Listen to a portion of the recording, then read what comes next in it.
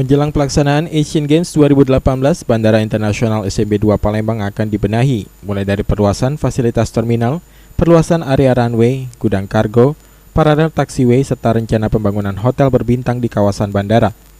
Pembangunan hotel di SMB 2 sangat memungkinkan selain jumlah penumpang yang datang dan berangkat melalui Bandara SMB 2 semakin meningkat setiap tahunnya, bahkan lahan seluas 4 hektar untuk pembangunan hotel pun sudah tersedia.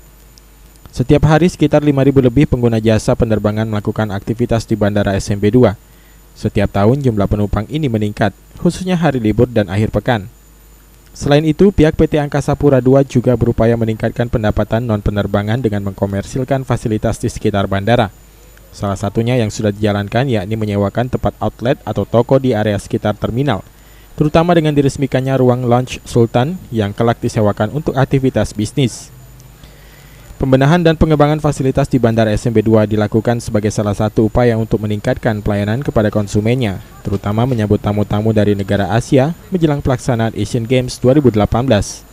Nantinya, kapasitas terminal penumpang ditargetkan bisa menampung 3,1 juta penumpang per tahun, yang saat ini hanya 2,3 juta penumpang per tahun. Julius Lumban Gaul, PAL TV.